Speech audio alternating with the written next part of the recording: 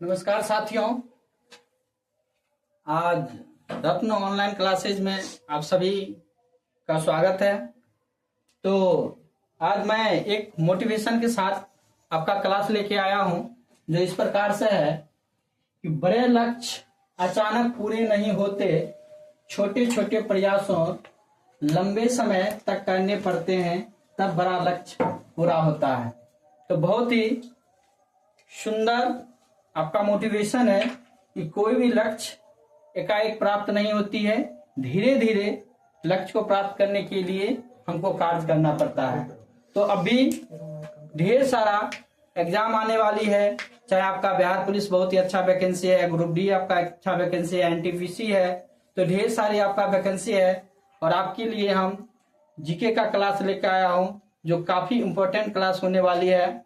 और हम लोग जो भी क्वेश्चन है वो आपको विस्तार से करवाने का प्रयास करेंगे। इसलिए प्रथम क्वेश्चन की ओर हम लोग बढ़ते हैं। देखते हैं फर्स्ट क्वेश्चन किस प्रकार से है। ये आपका मोटिवेशन था और नेक्स्ट क्वेश्चन को हम इस प्रकार से देखेंगे।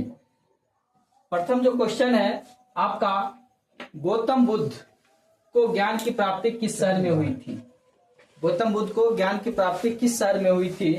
तो हम गौतम बुद्ध के बारे में जानने का प्रयास करेंगे। जैसे कि ऑप्शन में दिया है, कौशाम्बी दिया है, बोध गया दिया है, लोभनी दिया है, सांची दिया है। तो हम लोग गौतम बुद्ध के बारे में पढ़ने का प्रयास करेंगे।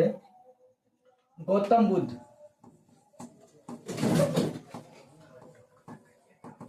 गौतम बुद्ध, गौतम बुद्ध, गौतम बुद्ध बौद्ध धर्म के संस्थापक। गौतम बुद्ध बौद्ध धर्म के संस्थापक है।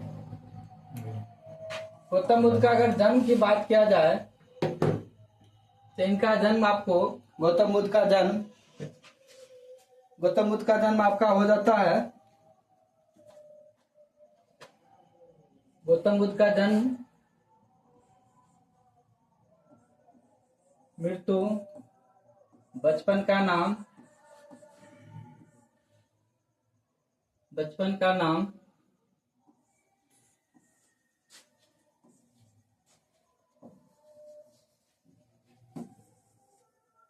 पिता का नाम, माता का नाम, ये सब अभी हम जानने का प्रयास करेंगे। तो सबसे पहले जन्म की बात किया जाए तो इनका जन्म 563 ईस्वी पूर्व में होता है। इसकी मृत्यु 483 ईस्वी पूर्व में होता है। बचपन का जो नाम है इसका सिद्धार्थ, बचपन का नाम सिद्धार्थ, पिता का नाम सुधोधन और माता का नाम महामाया। तो इस प्रकार से हम गौतम बुद्ध के बारे में जानने का प्रयास किए। तो गौतम बुद्ध का बचपन का नाम जाने, पिता का नाम जाने, माता का नाम जाने, मृत्यु जाने, जन्म जाने। एक पुत्र भी है, इसका पुत्र का नाम है राहुल। गौतम बुद्ध का पुत्र का नाम है राहुल। गौतम बुद्ध 29 वर्ष की अवस्था में अपने घर को गृह त्याग कर देता है और 35 वर्ष की उम्र में जाके इसको ज्ञान की प्राप्ति होती है। फल्गु नदी, जो निर्जना नदी के नाम से जाना जाता है, जो आपको बोध गया बिहार में पड़ता है, वहीं इसको ज्ञान की प्राप्ति होती है।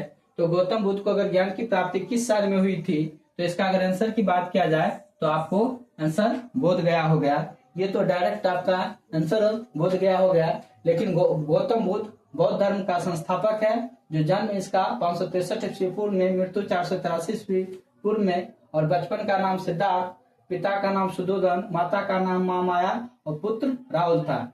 इनके बारे में कहा जाता है कि इनकी माता जो थी, इनके जन्म के 7वें दिन ही मृत्यु हो जाती है। इनका जो पालन पोषण है गौतम बुद्ध का, उसकी मौसी प्रजापति गौतमी करती है। ये है उसकी मौसी का नाम, जो है उसका नाम है, मौसी का अगर नाम बात किया जाए, मौसी का नाम प्रजापति गौतमी, तो यही इनका लालन पालन करता है। तो इस प्रकार इस क्वेश्चन का आंसर पूरा होता है। नेक्स्ट क्वेश्चन की ओर हम लोग बढ़ेंगे। नेक्स्ट क्वेश्चन है, गुप्त काल के दौरान चीन के किस यात्री ने भारत का भ्रमण किया? तो गुप्त काल के दौरान चीन के किस यात्री ने भारत का भ्रमण किया? तो हेनसंग दिया है, फायान दिया है, आइचिंग और मार्को पोलो दिया है। आपका हेनसंग जो है ऑप्शन में हेनसंग दिया हुआ, हेनसंग ये व्यक्ति आए थे हर्षवर्धन के शासनकाल में। हर्षवर्धन के शासनकाल में हेनसंग आए हुए थे। यहाँ पूछ रहा है कि गुप्त काल के दौरान चीन के किस यात्री ने भारत भ्रमण किया था? तो फायान। कौन किया था? फायान किया था। और उस समय जो शासक था वो आपका चंद्रगुप्त द्वितीय था। कौन था? चंद्रगुप्त द्वितीय। उस समय जो शासक था आपका चंद्रगुप्त द्वितीय शासक था। याद रखनी है कि फायान जिस समय भारत आया था उस समय जो शासक था आपका चंद्रगुप्त द्वितीय थे। ठीक है, नेक्स्ट क्वेश्चन की ओर हम लोग बढ़ेंगे। कौन सी पुस्तक विष्णु शर्मा द्वारा लिखा गया है? कौन सी पुस्तक विष्णु शर्मा के द्वारा लिखा गया है? अर्थशास्त्र दिया हुआ, पंचतंत्र दिया है, इंडिका और राज तरंगिणी दिया हुआ है। तो कौन सी पुस्तक है जो विष्णु शर्मा के द्वारा लिखा गया है? तो इस प्रकार से हम पुस्तक का नाम यानी यहाँ पर लेखक लिख सकते हैं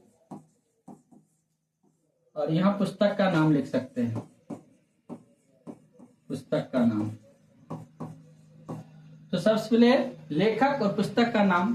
पुस्तक का नाम आपका दिया हुआ है, जैसे कि यहाँ पर हम देख लेते हैं आपका अर्थशास्त्र दिया हुआ, पुस्तक का नाम अर्थशास्त्र है। उसके बाद आपका पुस्तक का नाम पंचतंत्र है। उसके बाद आपका पुस्तक का नाम इंडिका है। उसके बाद आपका राज तरंगिणी है। तो इसका जो लेखक है आपका अर्थशास्त्र, ये अर्थशास्त्र आपका जो लेखक है ये आपका कौटिल्य है। जो चंद्रगुप्त मौर्य का गुरु हुआ करते थे, इन 3 नामों से पुकारा जाता है, कौटिल्य, विष्णुगुप्त और एक और इनका नाम है जो अभी थोड़ा कंफ्यूज हो रहे हैं। कौटिल्य हो गया, विष्णुगुप्त हो गया और उसके बाद आपका अर्थशास्त्र का हो गया आपका कौटिल्य। पंचतंत्र जो लेखक है ये आपका क्वेश्चन ही है जो विष्णु शर्मा आपका ये क्या हो जाएगा? विष्णु शर्मा। उसके बाद इंडिका जो पुस्तक लेखक है वो मेगास्थनीज है।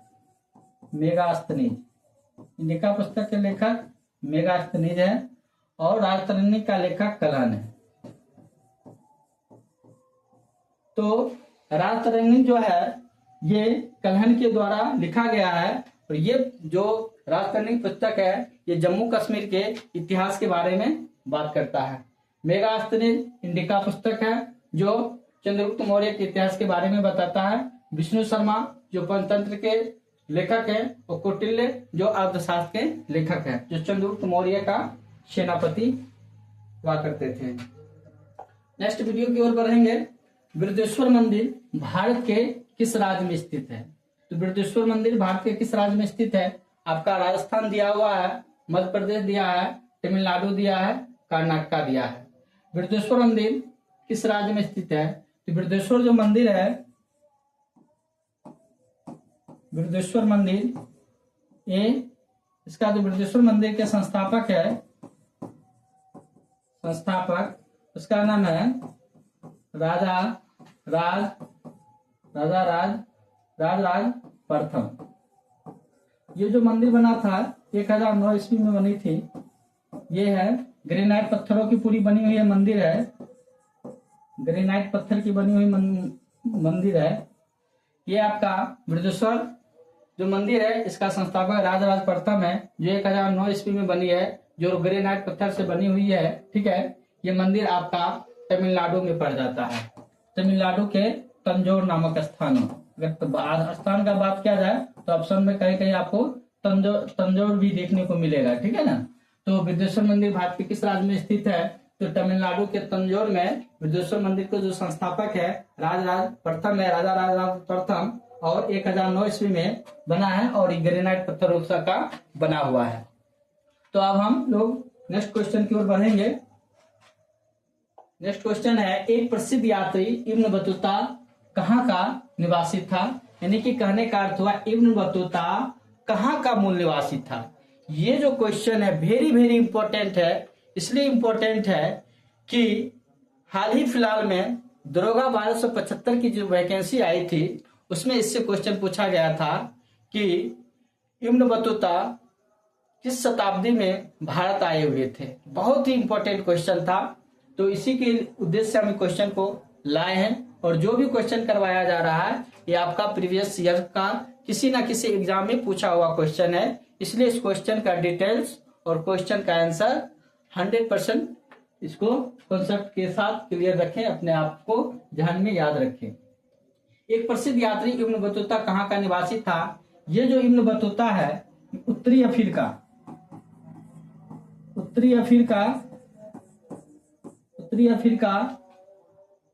के निवासी है और उत्तरी अफ्रीका में एक मोरक्को स्थान है। उत्तरी अफ्रीका के मोरक्को स्थान है, मोरक्को का है। ये मोहम्मद बिन तुगलक